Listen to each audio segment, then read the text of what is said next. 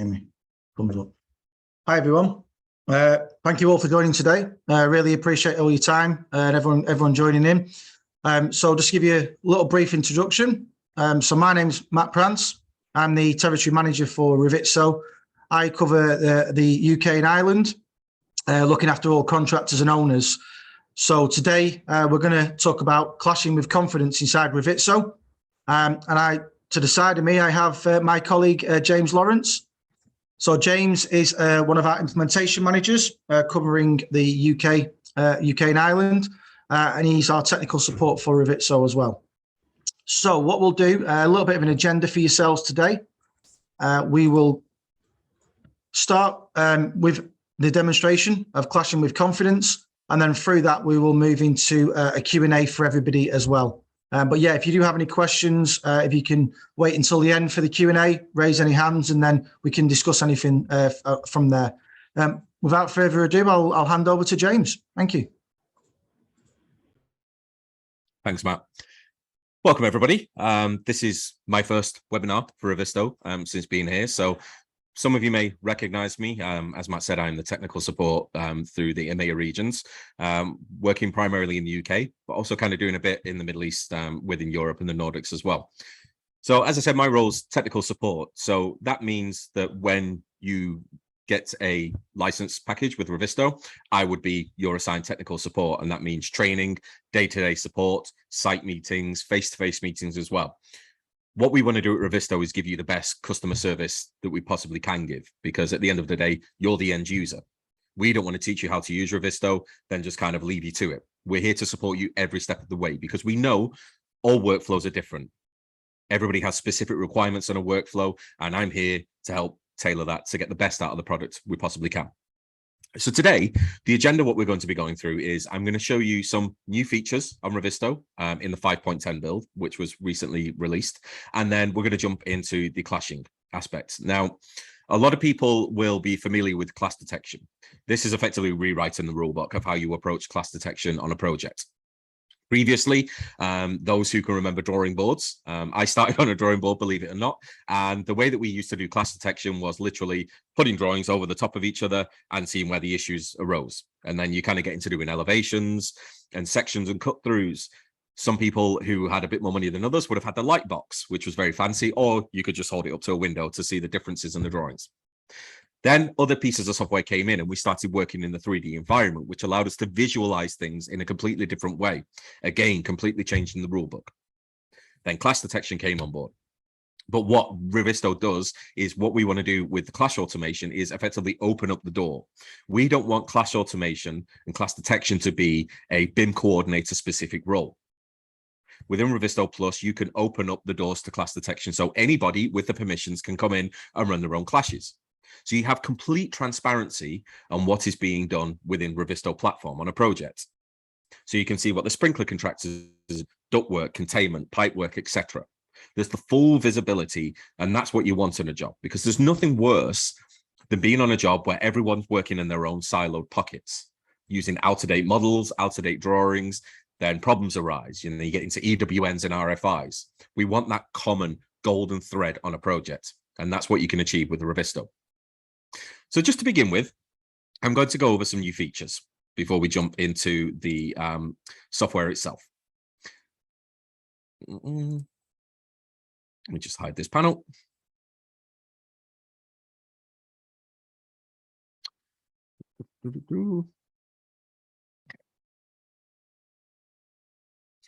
So 5.10 has come up with some relatively new features, some which I think are absolutely fantastic. They're going to transform the way that you report, work with live models, drawings, and especially reporting. One of the big things that we've had is a new integration in the docs functionality. We can now add SharePoint into the functionality of docs.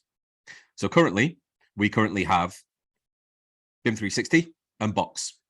We now have added SharePoint as a new integration.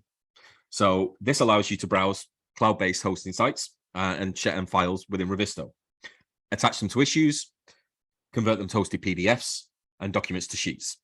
So adding that extra layer of functionality of what we can do within the docs area of Revizto. Within the 3D area, we can go into a 2D sheet and we can jump into the 3D aspect of that project. But if I go into a part of the model, we're just going to jump into a random place within the model. And we're now within part of the office building. If I wasn't paying attention to where I wasn't necessarily sure of what it is that I'm looking at.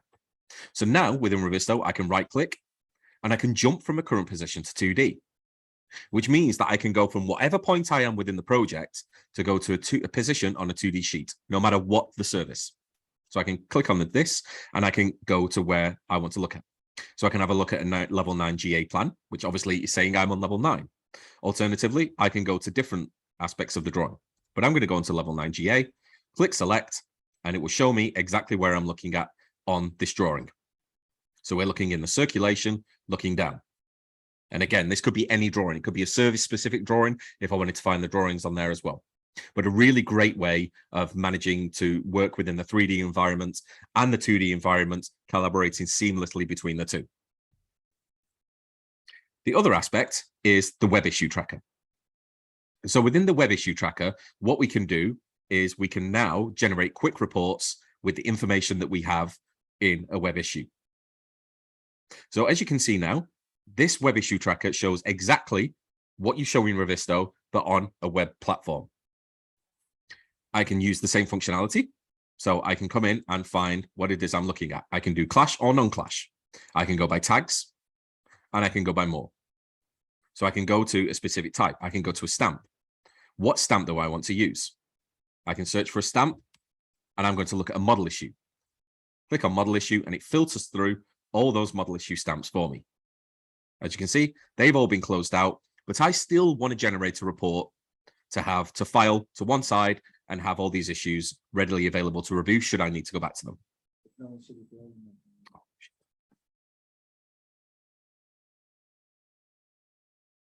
Do apologize, Matthew just said that wasn't being shared then. I will do that again. So the web issue tracker can be found in the Revizto workspace by going to the issue tracker. And as I said previously, it's exactly the same as what you see on the platform, but on a web issue tracker. Because again, not everybody has up to speed machines. And if you're traveling, you're on a train and you want to do some work, being able to open a complex model within Revizto is probably going to take some time. I know I've tried it many, many times. I think it took me an hour to open a model once, whereas now I can go to the workspace and actually review the issues on a dedicated platform. So I can do all the same filtering that I've had previously. So I'm going to go to more and I want to do mine by stamp. And now I can find the exact stamp that I want to review. And I'm going to type in MOD for the model issue stamp. And there we have all the model issues filtered through. Now, as you'll see very, very shortly, these have all been closed out, but I still want to generate that report first, almost like a sanity check. I want to file it. I want to host it. So by clicking on this icon here, I can select the issues I want to generate a report from. I'm just going to pick a few just for the aspects of the demo.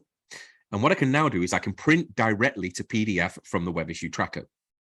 This means when you normally create a report, you have to set a frequency of the report. If you want to generate it live, it takes some time in the background to go away and generate, because you tend to be adding markup changes, logos, anything to generate what looks like a comprehensive report. But for this, you can do quick ones. And we'll quick print the selected issues to PDF. And again, the PDF options will come up. So it's going to generate a screenshot based on what we're adding on the left-hand side. It will then allow us to add additional fields should we require them. Now, because I'm doing a specific stamp, there's not an awful lot of filtering that I need to do. It's pretty self-explanatory. So within here, these are model issues, and you can see I've generated 3 for the report, all with an image, with the stamp, with the assignee. And this means this then allows me to go and click save, and it will generate that report automatically done instantly. And there's the report ready for me to go in and review. So I could email this to somebody who is in the supply chain to get this resolved. They can click on Open Revizto. It will open Revizto, take me directly to the issue within Revizto on the right-hand side. And there we have it. I can see Ash's markup. I can see it in 3D, 2D as well. So it's all about creating that link between the 3D, the 2D as well. I'm going to jump back into my 3D now. And what we're going to do is the location tags within the issue tracker have now been updated. So if I want to do a specific review of a specific area, I can click on this plant room instead of having to go through all the filters, and it will automatically generate any issues that are within this plant room plenum. Now we're lucky, there are none in there, but I can go to a different issue, observation, and I can go to this access area. And as you can see, automatically filters down 3 issues varying from stamps through to clashes. So the dynamic filtering is a really incredible, powerful tool within Revizto to allow you to concentrate on a specific area. If you're in a DTM, you're in a review meeting, you want to concentrate on a specific area, you can either do the filtering by there, or you can now go down to the room functionality, pick a specific room and concentrate on that one specific area, then kind of jumping around as we tend to do in these kind of review meetings. Gives you that focus to concentrate on one specific area. But we're here today to talk about a specific workflow, and that is the clash automation workflow. As I said before, clash automation has gone through a very kind of drastic change over the past few years, and we no longer want it to be specific to one person. Engineers, design managers can now get involved and start to run their own clash rules on the job. It's very user intuitive and it's very user friendly. There is a bit of setup that needs to be done on this. And to do that setup, we need to do that in the search set function within Revizto. Now, anybody who's used Revizto before will know that the search set is like the key to unlocking one of the biggest powers within Revizto, and that's your automated predefined searches of items on a job. So as you can see, we've broken ours down into specific categories. We've broken them down into class detection. So we can do categories, and we've also done them by models. But some colleagues of mine have done some testing and have gone through and done different things. So we've actually broken them down into levels and MEP systems as well. So this kind of shows you the power of Revizto. If there is a line of data attached to any item within Revizto, you can create a search set around it. All those properties are there for you to play around and get the best out of the software that you possibly can. So to show you how that they've been built, I can open up my Find Objects, I can click on my categories, and I can show you the ducts. So on the ducts, we're looking in all the source files in the job, and we're looking for air terminals through to flex ducts. Anything that is a part of a duct system will be part of that duct search set. So we're not necessarily breaking it down into individual components. Show you the lighting again. We're looking only in the MEP model this time, and we're just looking for lighting devices and fixtures. The lighting one is an important one that I'm going to come back to very, very shortly. But again, the search sets are the most powerful thing in Revizto to help you automate issues and get the best out of the software. So what we're going to do is we're going to jump into Clash Gallery, and we're going to create a test and go through the test bit by bit and create a test, go through the issues and reporting as well. So for those that have Revizto Plus, the Clash Automation tool will be available on this toolbar at the top once you've clicked the 3 tabs, and we're going to click on it here, and it brings up the Clash Gallery. Let's see if I can hide this. Sorry.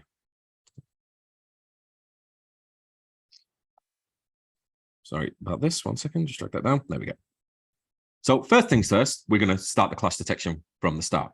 Now, as you can see, this is a demo project which allows us to go through and review all the clashes that are already in there. We can see who is currently editing them, which has a lock icon next to it. So I can see here that my colleague Bruno and Paul are looking at the floors against the pipes and the floors against the ducts. It will tell you the amount of clashes, groups, and clashing. If I just expand that out a tiny bit more, how many issues are on there, assignee default, and the stamps that are assigned to it as well. But we're going to go from scratch and create a clash test from the start and show you how easy it is and how much you can change your working day. So click on New Clash Test. We need to pick the search sets to begin with. So search set A is going to generate selection A. Search set B is going to generate selection B. So for this, we're going to do it model by model. So I'm going to go into my class detection and expand my model category. So what we're going to do is we're going to do all the services against the architectural model. So I'm going to pick all the services search sets: electrical, fire, mechanical, and we'll do sanitary. And all we need to do is run it against the architectural model. And I'm going to give it a name now, and we'll call it Clashing with Confidence. And we'll click Done. And we're on to the next step. The next step is importing clashes. If the clash detection has already been run before, so let's say, for example, sprinkler against structures, you can import those settings into this test. And as you can see, it will bring through the clashing type, grouping, everything down to access rights, level models, and grids. But we want to do it from scratch. Let's say this is the first time we're ever going to run a clash detection. So we're going to do it from scratch, and we're going to continue without import. Now, I talked before about the lighting model. I didn't pick the lighting search set because I wanted to pick the MEP model as a whole. What we can do now is we can specify conditions for ignoring clashes. We can ignore duplicates.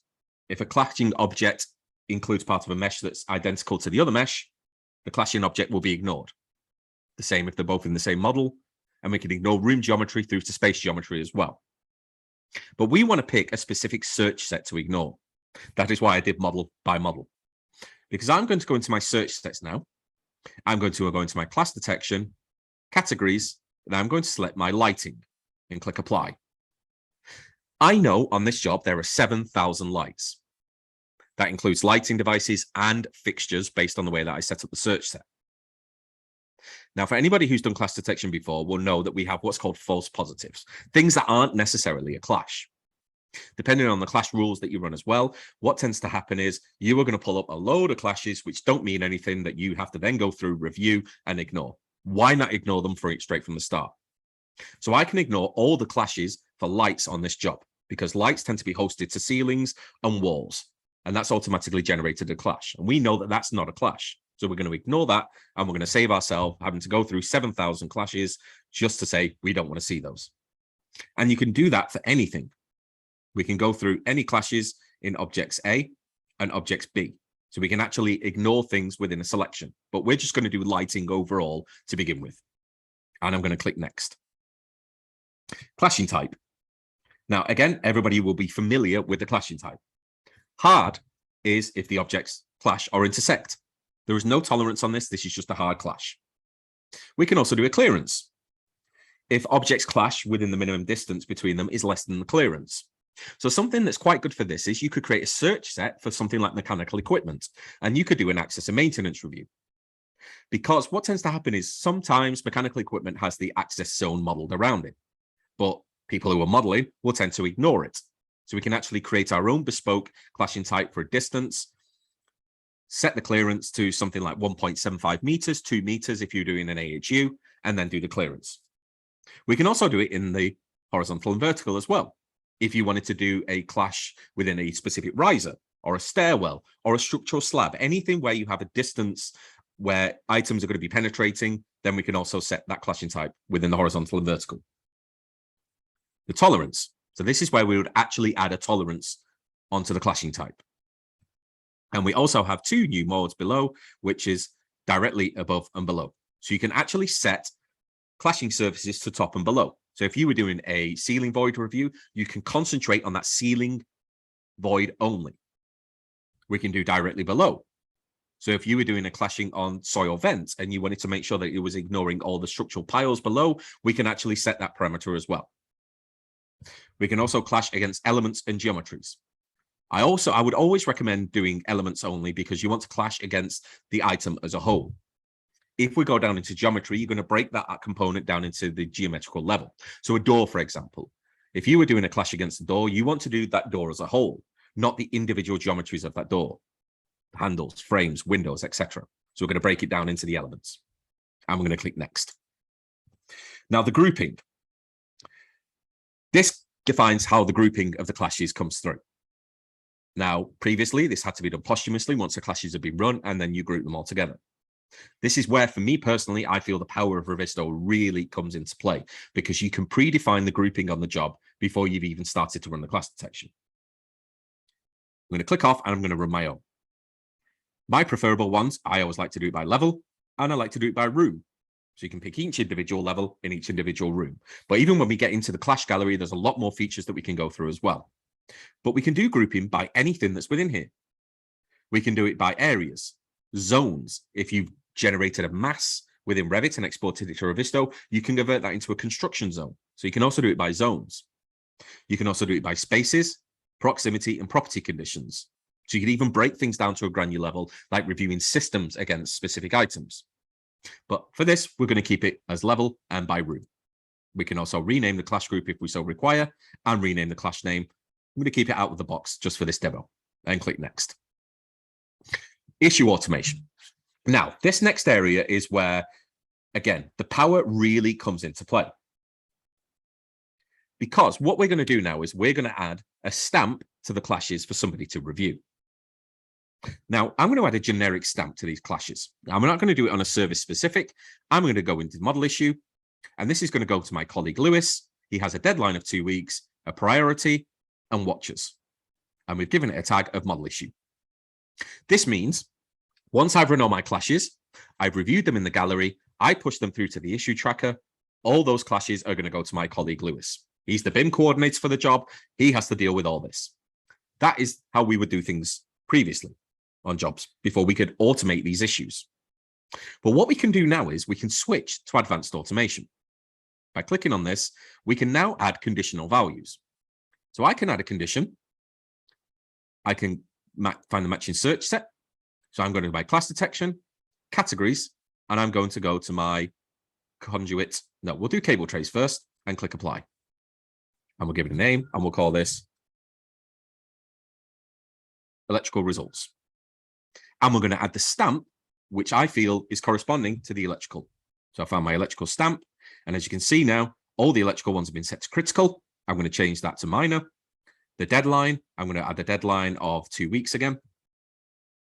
The assignee is Ash Curzon, and we have 2 watchers, Enrico, and the tags are electrical. This now means whenever I review clashes and push them through, anything which falls under this search set is automatically going to go to Ash. So we're already taking responsibility for those electrical clashes away from Lewis on the model issue. I'm going to add another condition.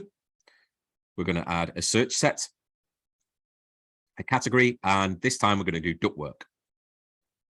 I'm going to find the stamp for ductwork. I stamped it in ducts. There's our ductwork stamp. And this, we'll call this ductwork results. So that's 2 packages of work now, which I have taken away from my colleague Lewis, and I'm pushing them out to the electrical contractor and the ductwork contractor. They're already using Revizto. They're in the platform, so they're familiar with it. They can then go in and generate their own results because they're going to have a better idea of how to deal with these clashes and define what is a clash and what isn't a clash. They can comment on the issues as well and say, the model is going to be updated in a week. Can we just hang off having this as a major issue? So we can go through and review all this on the next step. So click finish. And as you can see here, the groups have been picked by each condition using the advanced automation. So we're just seeing now that we've actually switched over to the advanced automation for this classroom. And here we have the generic information. And here's the test. All the settings are down on the right-hand side, and that's all the steps that we've just been through on this clash test. But there's one thing that we've not looked at yet, and that is the view and screenshot. So this is going to be what the clashes actually physically look like in the issue tracker. So by clicking on the cog, we go to the view and screenshot. Now, Revizto uses a 3 color scheme way of approving clashes on this. Selection A, MEP, is going to be red. Selection B, which is green, is going to be our architectural model. And then we have resolved and approved, which will turn blue. So it's a really easy way of identifying clashes of what's been resolved and approved by having what we'd had to do previously is go through each individual clash, see which has been resolved. Yep, okay, move on to the next one. But in this case, it's going to turn blue. So you don't even have to review it. You can just move on to the next clash. The default zoom factor is going to be the zoom factor of what you're looking at on screen. So you can have it as big as you want, as small as you want. Tend to have it around the middle. Gives you a good play area if you need to expand the section box. The height is defined by neighboring levels. Now, I like to have this turned on personally because the way that I like to review clashes is by being able to see a scope of everything that's going on around the clash. So if we were reviewing, say, a level 0 clash, I want to see the finished floor level of level 0 to the height by the neighboring level. So that's level 1.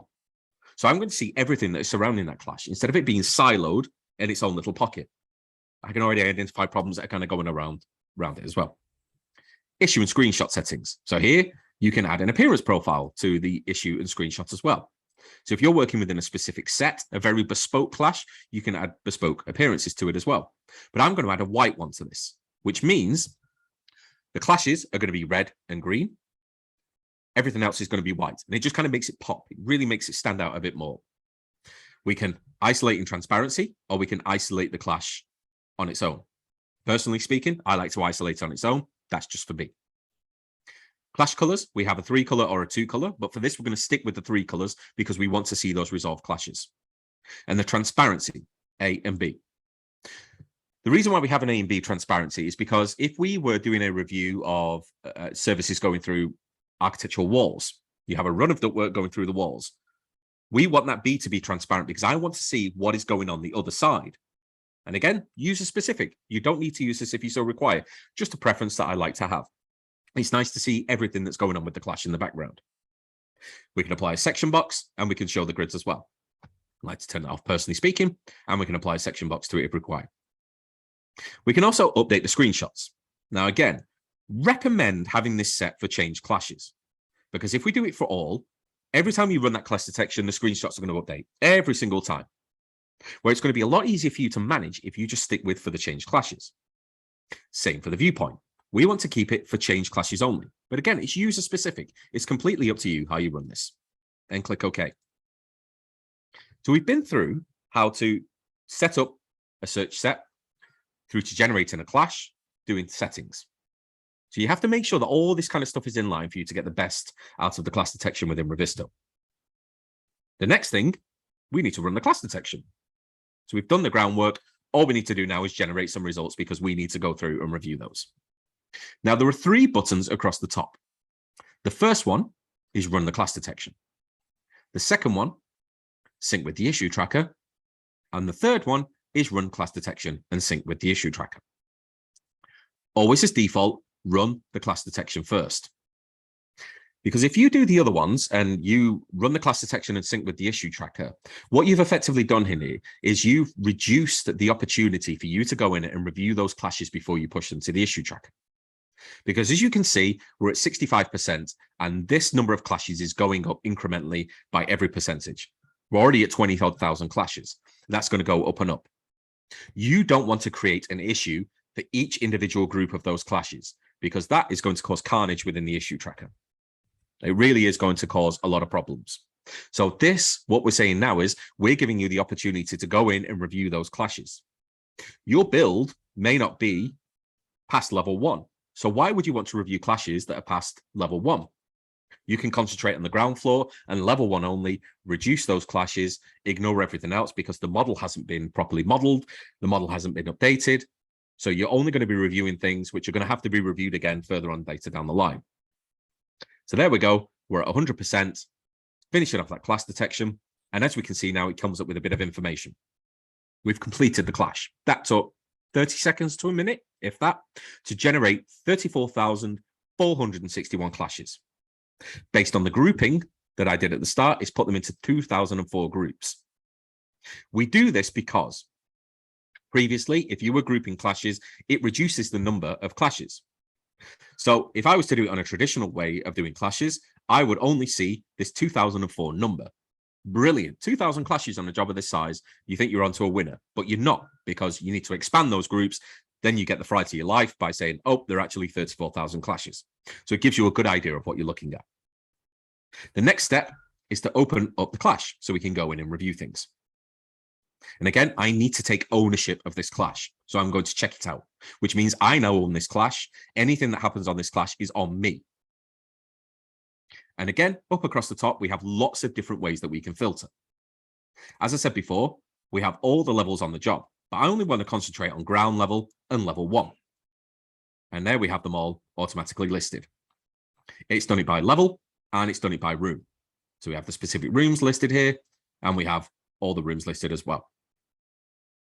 Now, as I said before, we worked with automation, which means that I can go into my search sets, I can select a category, and I can do a duct, and I can activate my duct search set, and that will filter the clashes through that are assigned with this duct search set. There you go. That's broken them down. And it expands on them as well, just so you can actually see what's going on. So what I'm going to do now is I'm just going to pick a few and just build a brand new clash. And as you can see on the right-hand side, just move that window a tiny bit for you, it builds up a view of the clashes that we're looking at on the right-hand side. And as you can see, I added that white appearance profile, which turns everything to a transparency in white. And we just want to concentrate on these clashes. So the next step we're going to do is I'm going to say that these have been reviewed. I'm happy with those. I've reviewed those. So I'm going to switch out my mechanical ducts and I'm going to go to my cable trays. So switch those out for a different view now. And as you can see, I'm now going to deselect everything. and I'm going to go through to some non-reviewed. I'm just going to pick on these, and it's going to build up that gallery for me on the right-hand side. And I can see straight away that majority of these are to do with builder's work holes for the cable tray going through slabs. I'm going to click on reviewed and then done. All selected. The very last one is I'm just going to switch this off, and I'm just going to go through and I'm going to pick a search set for, I'm sure I had a model, by model, and we'll just do this as a generic. So this is going to be the sprinkler model, and I'm going to just go through and pick the very last one. And the reason for this will be clear very, very shortly. I can filter them through by status to not reviewed. So I can actually just get rid of the things that I don't want to see. And I'm going to build up this clash. There we have it. So that is all the fire ones against the architecture, and click reviewed, all selected. Now, there are a lot more filters that we can play around with in here. I'm just going to deselect all these filters and just kind of reset it back to normal. And now we have a proper gallery automatically generated for us, back to normal. There are a lot more filters that we can apply. So we can actually go by approved by, areas, and assignees. We can filter these through by using these, adding these people in here. So I can filter these through any issues that are assigned to my colleague Lewis. We can do it by specific rooms. So if you want to concentrate on a specific room for the clashes, you can concentrate on those rooms. And the zones, again, at the end. I think the zones are an incredibly powerful thing that are worthwhile thinking about if you work on big infrastructure projects like hospitals, for example. You can then break zones down based on a mass in specific areas. So you could have ground floor, zone 1, 2, 3, 4, 5, second floor, so forth and so on. And it just helps you identify clashes within specific construction zones, because as we know, everything doesn't happen overnight. Not everything happens at once. So you want to concentrate on that one specific area, reduce those number of clashes, approve that number of clashes, concentrate, close them out, move on to the next one, instead of having a report that it's just carnage and things are going all over the place. So the next step is we've looked at the status, and we're going to look at our reviewed clashes. This is a mixture of ductwork, model, and electrical issues. So if I just isolate all this, we can see this is our go through now here. This is the model that we're going to push through. The next step is to sync with the issue tracker. So we're happy with this group of clashes. As I said before, we're not pushing through 2,000 groups. We're just going to pull through this host of groups, and then we're going to review those in the issue tracker. Excuse me. We can also lock the camera in the section box if you want to lock the view that it looks like, so no one can go in and edit the 3D aspect as well. But I'm going to keep this open for now because there's a few bits that I want to do when I get to the issue tracker.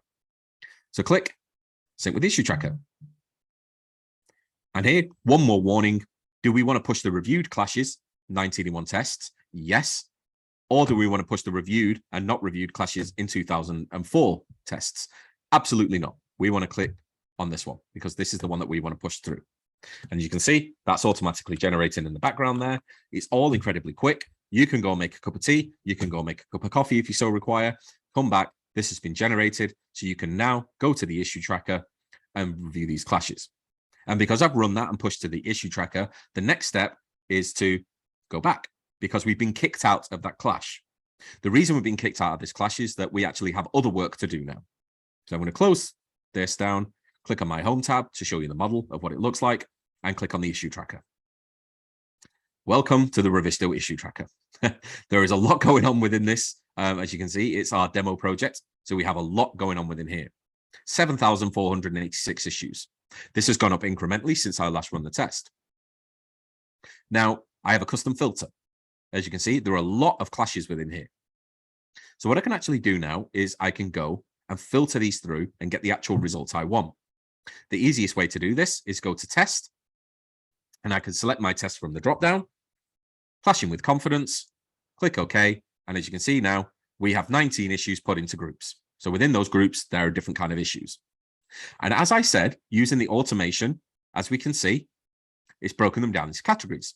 So the electrical issues are going to Ash, the model issues are going to Lewis, a couple of sprinkler ones that we have, or ductwork, I should say, are going to Sasha. So we've actually broken these down. Lewis has a bit of work to do, but he's not got as much work to do because the electrical contractor and the ductwork contractor are coming on board. So what we can do now is we can come in and we can start to review the clashes. So here we have the markups. We have a markup that we can edit. Have a look at this one. This is a bit better. So we have a markup that we can edit. So I can come in and edit the markup and add a bit more information to this if I so require. So I can add some text in here and I can say BWIC opening required and click done and done. So I've already reviewed a clash and I know what the problem is. It just needs a builder's work opening. That could be sorted on the next model upload. I can also look at it in 3D. As you can see within here, I have the 3D clash on. I have the isolation in the background. So again, I got a good idea of what's going on. I can also update the 3D if I so require to ignore anything else. I can edit the section. So I can pull that back just to concentrate on this one area. Click done. The stamp's still on there. Click done again. And we've updated the 3D. So we can now see that we've reviewed the clash. We've added a comment.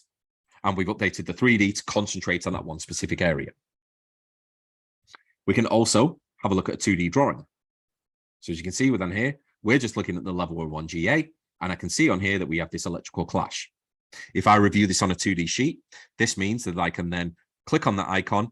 It will automatically jump into the issue tracker and take me straight to that clash. And again, as soon as someone comes in and starts to address on this, if Ash was to come in and address this, then we can easily change that to open. And again, I can multi-edit these issues because what I can say is Ash isn't actually in this week. He's on leave, so I can edit and I can change the assignee to somebody else. I'm going to change it to my colleague Paul and click apply. Okay. So I can also go through and change the issues and review the issues as well. If I felt that this wasn't necessarily an electrical issue, I could change this to something else. I could say, actually, this is a structural steel issue. And then that changes the stab to a structural steel one. So the functionality to work with the results in the clashes is incredibly user-friendly and it's incredibly powerful.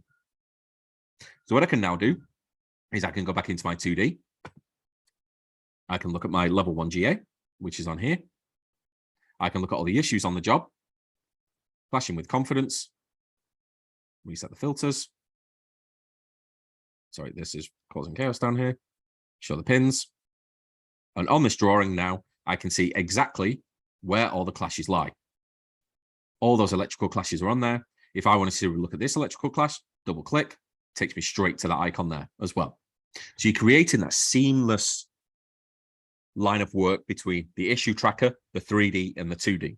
So you can look at it on a 2D layout, review it on a 3D, and we can also look at it in the issue tracker.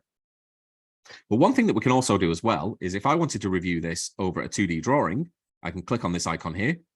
It will do the overlay on the clash. So I can actually go through now and pull the drawing through the model itself. So I can detach the seat, pull that through. Just need to pull that down a tiny bit. There we go. Detach the sheet, pull it up, and there we can see that view of that clash on this level. So I can see all the surrounding things around it. I can comment on the drawing. I can mark this up and save this as a view as well. But being able to visualize the clashes on a 2D drawing is incredibly powerful and important as well. The next step is go to the issue tracker. We're still in our clashing with confidence. Is I can come in now, multi-edit the issues, just pick a random selection of issues, pick a couple here, go down, pick this one as well. Edit. I can change the status to in progress and click apply. They've now been modified. So I can go back into my clashing area, open up my clash to review again, make sure that I check it out. I can now review items that are open and in progress. So I don't have to go through each individual clash now. I can then go through, review things that are open and in progress. I can export the test as well if I want to share it to anything else. I can import the settings from another test as well. So there's functionality on here as well. And we also have the cog to go through and do things as well. So you're creating a proper workflow between creating clashes, automating the clashes, bringing people into the clash detection, reviewing the clashes against the 3D and the 2D information. This way, you're going to get things resolved. It's an easier way for the person who's going to be fixing it to have a full log of all the information he or she needs to get that clash resolved within a timely manner.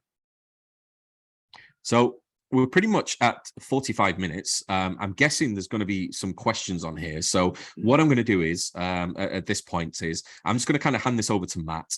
And Matt's going to run the Q&A, and I'll just kind of jump in and show things as we need to from that point on. So thank you very much for listening. I hope you learned a lot today. And again, if anybody has any demo features or anything like that, then you get in contact with us.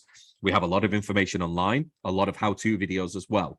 So if you feel there's something which maybe didn't come across quite as clear as it may have done from myself, we have all these videos online as well that we're continuously updating with workflows. So I'm going to pass this over to Matt now, and Matt can just kind of run this Q&A, and I'll do things on screen. So thank you very much. Perfect. Thank you, James.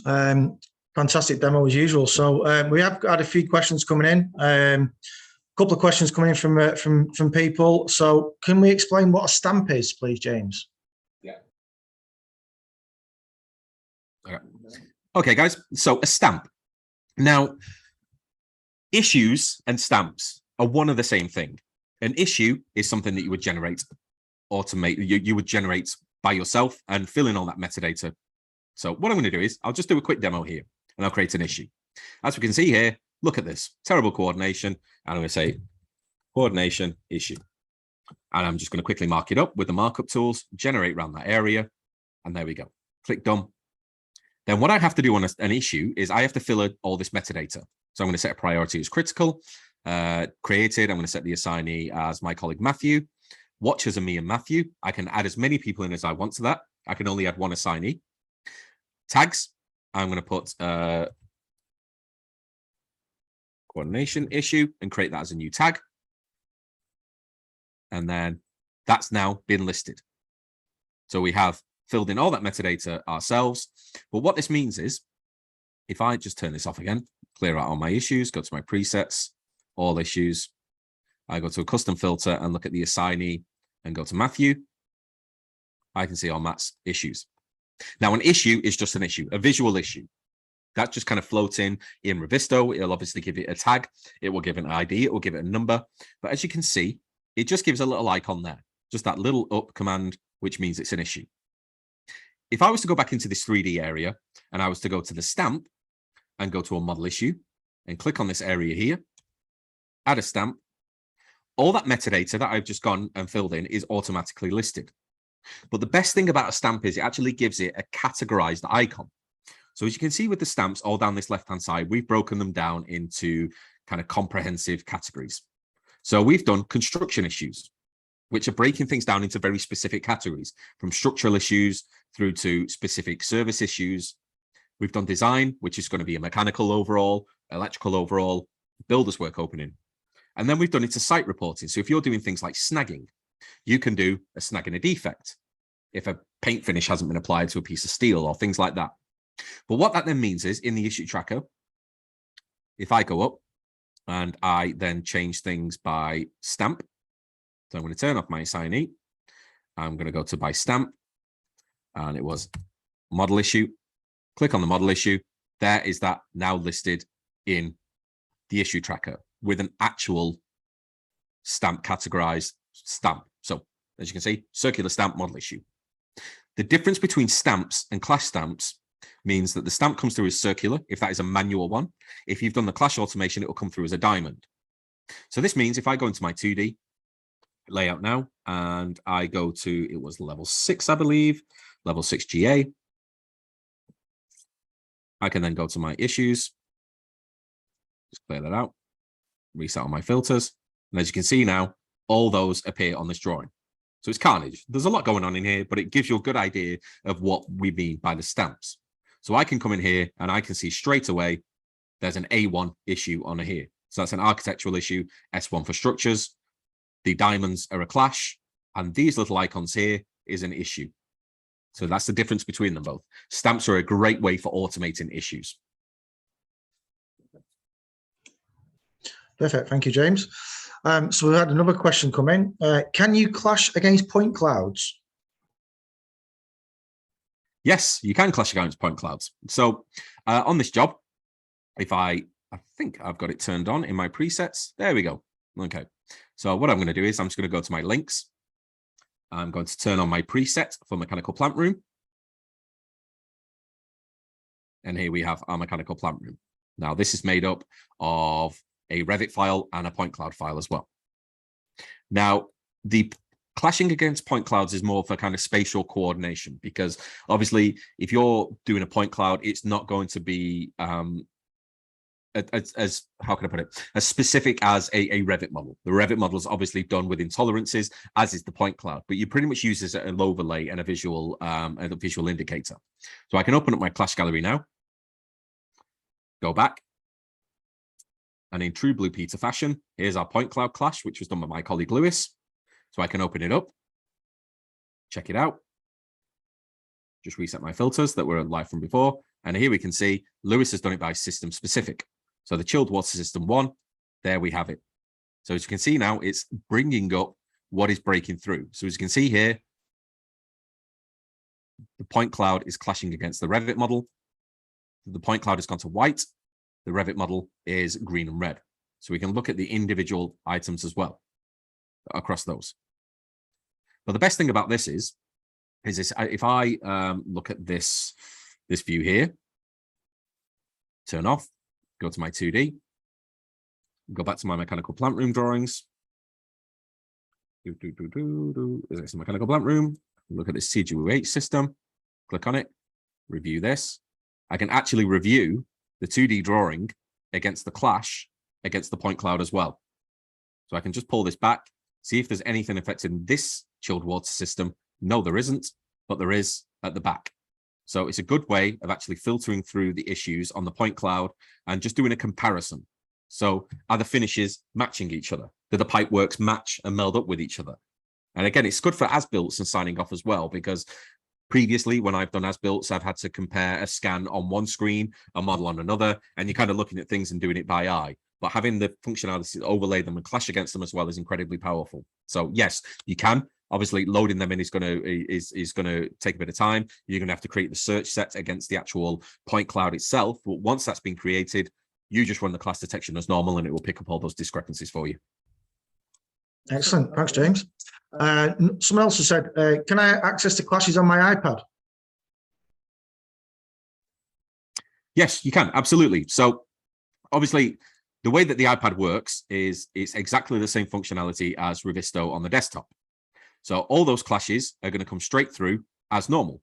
So you can comment on the clashes if you're within a specific area. So if we were to jump into our issue tracker here, just expand on here, sorry. Oops, sorry. Go back to our test and clashing with confidence. All those clashes are going to be available for somebody to review on site.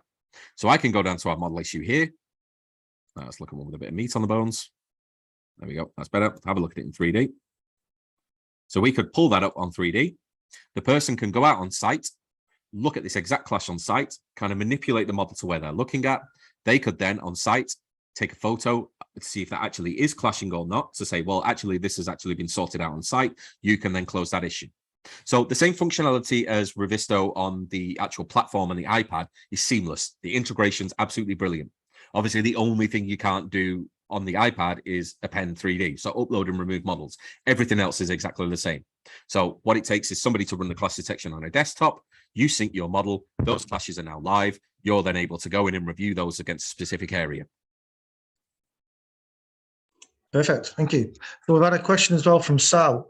So would you be able to combine all trades versus each other in the clash detection and have it automated for the responsible trade, or does this become cumbersome? No, it doesn't become cumbersome, because effectively what you're doing is you're handing over the reins to them to address their own clashes. Because if you think of a previous way of running clash detection is that you would have a BIM coordinator on the job. They will federate all the models together and they will run the clash detection. It's then on the BIM coordinator's shoulders to generate the report and keep a track of all those clashes. There's nothing worse than being on a job where someone's generated a 200-page document of clashes with no kind of information against them.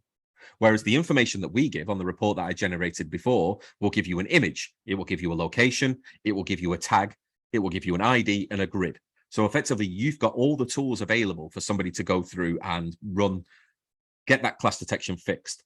If the person is within the model itself, so let's say, for example, this one here for Paul. If Paul is in the model and he's the person who published the model to Revizto, he can right click, switch back to Revit. As you can see, it's just opening up Revit now. If I open up my Revit application, oh, sorry, where is Revit? There we go. It's automatically generated a section box around those items. Now, I'm trying to generate it around an area that I don't have within the model, but just to show you that the switchback works absolutely seamlessly, I can change my visibility graphics just to make sure my work sets are on. All, and we'll change to, oh, no, I want to show them to show. Sorry, it's been a while since I've used Revit. Click OK. And there we have, that is exactly what we're looking at on screen within Revizto. So that issue there is exactly the same. So there's no excuse really for somebody to turn around and say, I don't know what I'm looking at. I can't get this resolved. You've got the 2D, the 3D, the issues all within one place. You can also do the switchback as well to specifically identify the problematic area. So no, in fact, it should actually improve your day-to-day working drastically if you implement this correctly. Yep, completely agree, James. And then we've had another question come through. So I'm currently grouping in Navisworks manually. How much time will Revizto save me, and can I move away from Navisworks completely? I mean, there's only one answer for this, surely. Absolutely. I mean, I showed you at the start how good the grouping is within Revizto. As I said, that is the power. That is where the real power of the class detection comes in, because again, the grouping in Navisworks is such a manual process that it can be, it has been a while since I've done it because I've completely forgotten how it works because Revizto is that good. It becomes such a manual process that you're dragging and dropping, right-clicking and approving, dragging things in specific folders. You have to rename them, whereas Revizto does it's all automatic. Everything does it automated. You can set your grouping based on whatever you want within the project.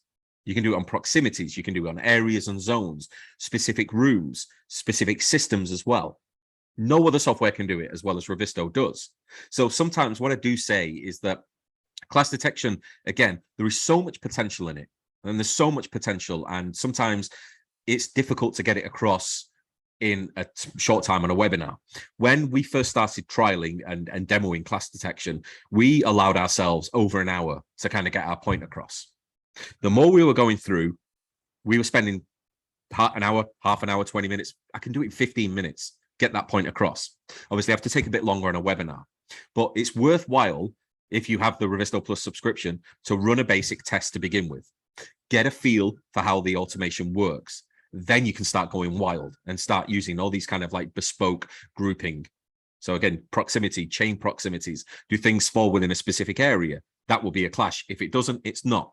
Is it part of a specific room? You can ignore them as well. So the power and the potential there is kind of unlimited for what you want to get out of it. So again, it will be a case of just trial and error to begin with, see how you feel, then you start to build different search sets, you start to play with different data. And once that's in Revizto, the world's your oyster. You can clash against whatever it is you want. Excellent, thank you. So we've got about 5 minutes, guys. So if there is any other questions, if you want to fire them through now, we can answer. If not, we've got one last question from Brian. So he's put, aren't you just moving the workload to other parties? If you saw all clashes of cable trays to send to the electrical contractor, just because of their category, then the contractor needs to go through them all and reject them one by one. Example, the cable tray clashes with a pipe. The pipe needs to move, but not the cable tray. So can we explain how we can? Okay. Yeah, absolutely. So that's where the issue tracker comes into play. So as I showed before, you're inviting that person in to collaborate on this. So as I said previously, we have a chat log here and we have a log of all the information that is assigned to it. Now, I see where you're coming from. It does seem that, yes, you may be, how can I put it? Taking the focus off yourself to get this resolved, because at the end of the day, there are always going to be these arguments. There are always going to be these arguments in the office and out on site. Who is in charge of doing what? But what we're saying here is that you can get a jump on these clashes, because it may not be a clash and it may be an issue that we can resolve. So this is a good example. We're currently looking at this area here, and as you can see, it's kind of skimming the structural slab. Now, this is a pretty easy one to fix because it's clear as day there needs to be an opening in this structural slab. So to say that this could be a clash, what would happen is the assignee would come in here and add a comment. So my colleague Paul would come in here and say, okay, right, this is going to be updated on the next model upload. So then you can change that status to in progress. The next model upload, that's been resolved. You can change it to solved. So it's all about opening the channels of communication with people, really, because you're not working in your silos. It's not moving the accountability onto somebody else. It's effectively giving them the chance to comment in a collaborative environment, because they can turn around and say, actually, this is the structural problem. So we could easily come in here and change this to a structural stamp. That then means the structural person needs to come in and address it. Alternatively, we could add them as a watcher.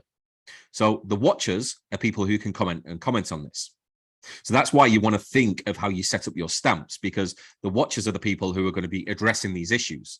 So on an issue like this, you're going to want to have on board a structural engineer, consultants or pipework engineer. You want a design manager and maybe a project manager as well, because the project manager might be the person who wants to sign off on this. So it's all about kind of reinventing the Clash workflow and how you communicate, because again, it's not shifting the accountability, it's just kind of opening up that door for visibility, if you will.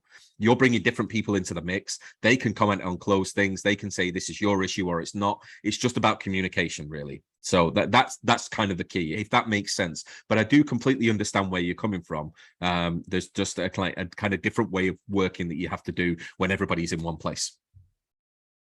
Exactly right, mate. So we've got time for one last question.